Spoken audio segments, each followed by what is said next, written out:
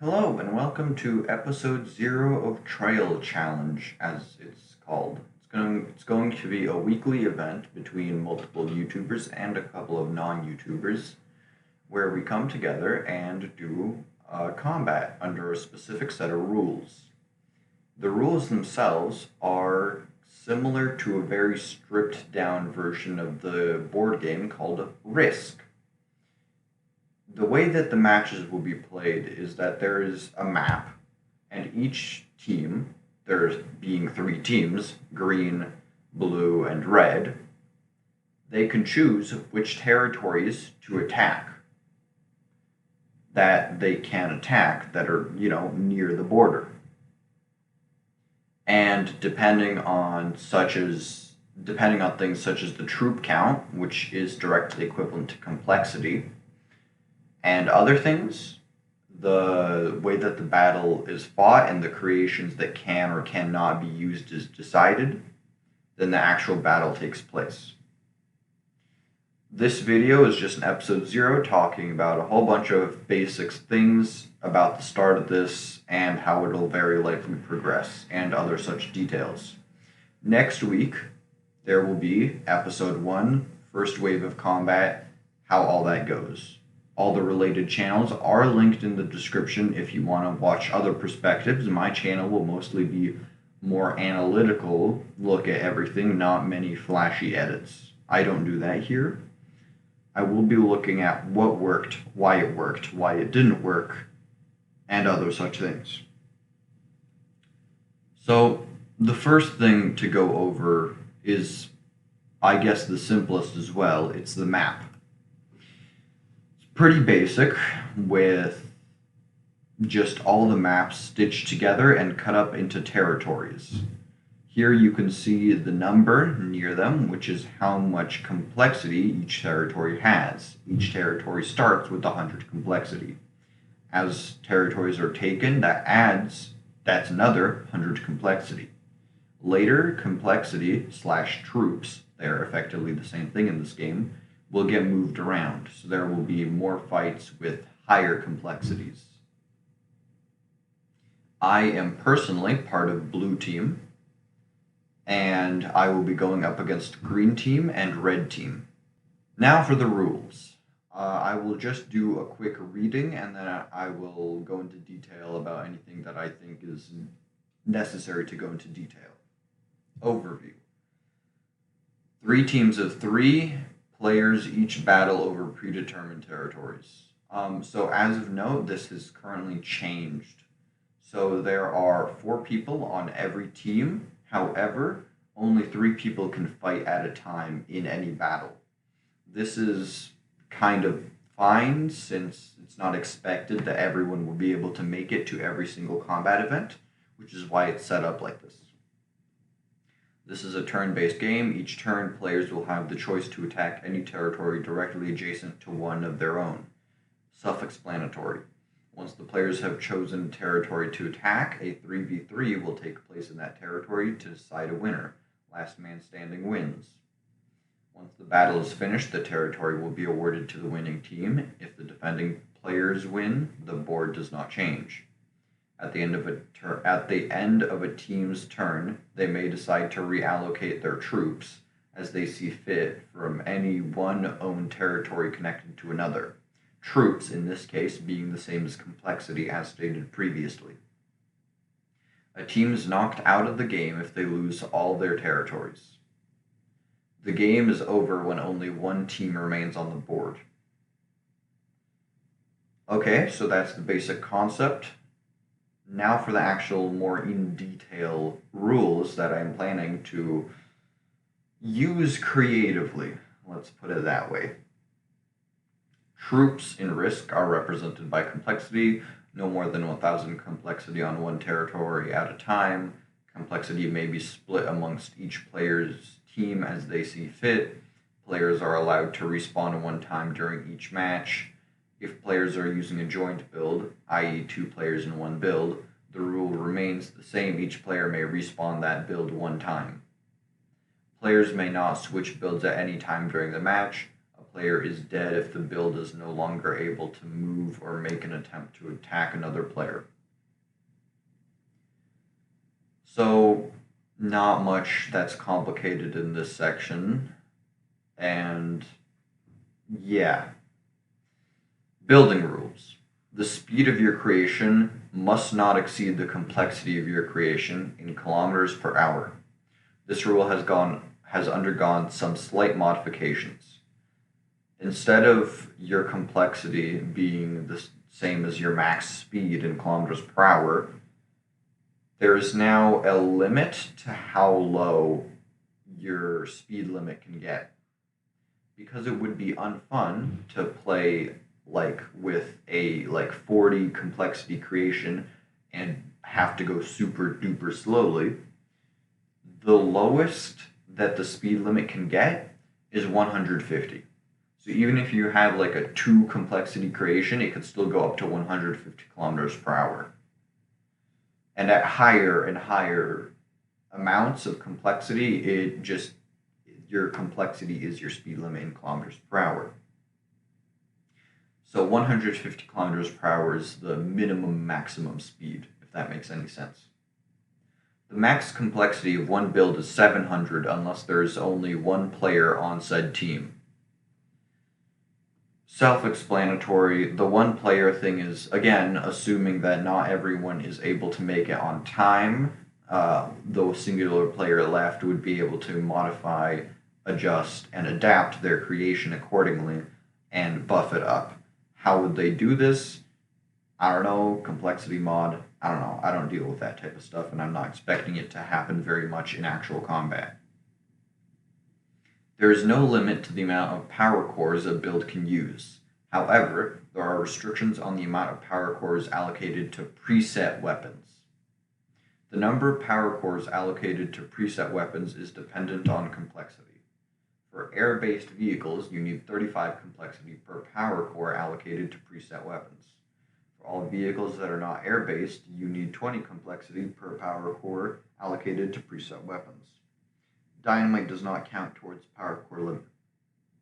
Okay, so rephrasing that, basically, you can have as many power cores for movement because power cores are not the thing limiting speed. The speed limit is the thing that's going to be a limiter.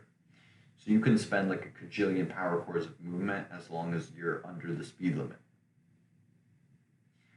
And the way so preset weapons, that's all of the basic weapons that you think of that are in the weapons tab when building, except for TNT. And for aircraft specifically, you have to have more complexity per weapons. The ground vehicles can have more weapons for the same amount of complexity, basically. And finally, band blocks, anchor pins, beach ball dispenser, snowball dispenser, concrete wall dispenser, metal crate dispenser, dice dispenser, that's all the dispensers, party balloon, EMP launcher, and energy shields, but energy shields have an exception for the space map specifically. And that's that. So going into it with a little bit more detail, the preset weapons, that is specifically for the weapons that are, pre-made, like the lasers, the miniguns, so on and so forth. Now, the most common type of custom weapon would be using dispensers, but seeing as how all dispensers are banned, that's not really an option. TNT is not limited, which is something that I will expect to see taken advantage of very early.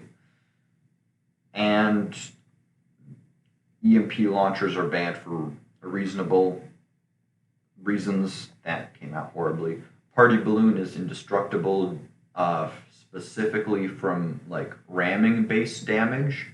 So it's possible to make melee builds with party balloons. And I'm expecting that's why they're banned.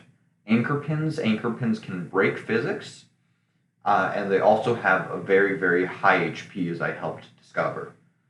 So they're banned because I'm guessing that they just don't want combat to go on for too long, and obviously the physics part. Energy shields, Energy shields, that's that. So I covered the rules, I covered the map. Now, to cover myself, the way that I'm approaching this is as an engineering challenge. I am obviously still going to have fun even if I lose, and it's still going to be a fun event for everyone. But also, I find it fun to play it as if it was an engineering challenge, because that's what I find fun. I know that others may disagree, but that's what I'm going to be doing. And to do that, every engineering challenge must have a goal or like a metric which I can optimize. And in this case, that's victories or perhaps amount of kills. I'll figure out which one is more accurate for total success as I go on. And I will be planning to fully use all of these little things a lot. Final thing I guess I should cover is all the little edge cases that are going to be happening. I'm going to go over some details which I believe will be important to know in advance. And just, if you have questions, this is probably the section where all the little edge cases get answered. So, sub-creations, such as missiles, do not have a speed limit. A complexity-based speed limit or a 150 kilometers based speed, they don't have a speed limit at all. And the creator, Exaspark, said that this was mostly up to interpretation, but missiles specifically have no speed limit. So I'm guessing remote control, other RC glitched remote controlled combat vehicles may have a speed limit. If they're not like a one-time thing, probably, is my current guess. The difference between being a defender and attacker, there actually isn't much of a difference. It's in the actual map, it mostly plays out as a team deathmatch scenario, with one team having to come in from a specific angle and the other team having like a little bit to choose their positions, but ultimately it just always ends up as a skirmish type scenario. I will be avoiding using things such as spamming camera blocks to cause camera glitches to everyone, since it is unsportsmanlike and I want everyone to have fun. But technically speaking, it's not banned. I won't be doing it, but it would be funny as a one-time thing. For spawning in your creation, it is expected that the creations will be made beforehand, like during the week leading up to the weekend, at which point the combat will take place.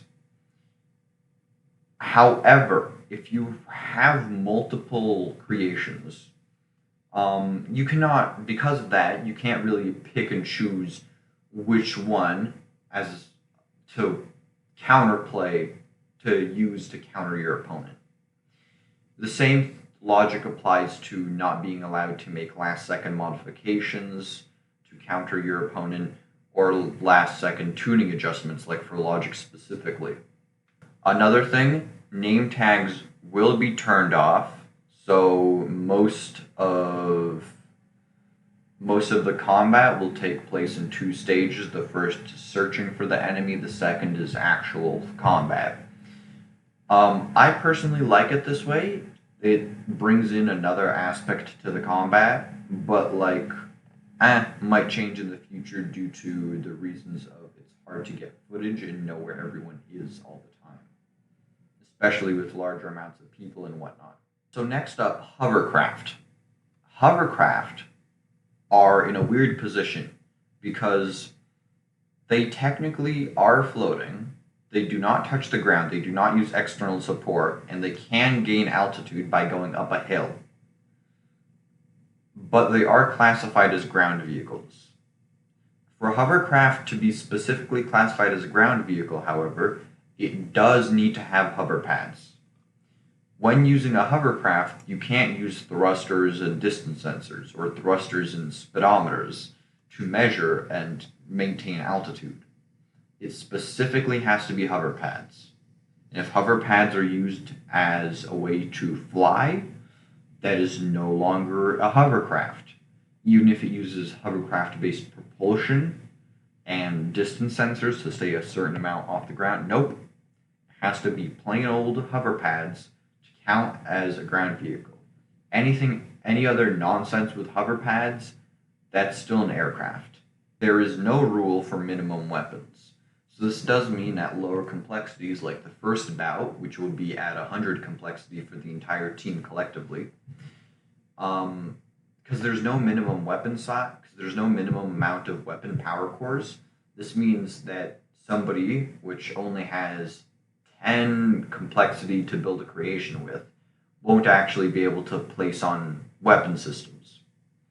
And this gets especially bad for air vehicles because you need 70 complexity, which is out of 100 complexity. That's pretty much your entire team's complexity just to get a single smart cannon on an aircraft. So I'll be expecting mostly to see hovercrafts early game, as well as the fact that hover pads cost 1 complexity, skis cost 20 complexity, wheels cost 10 complexity, and because you need a pair of wheels, that's still like 20 complexity.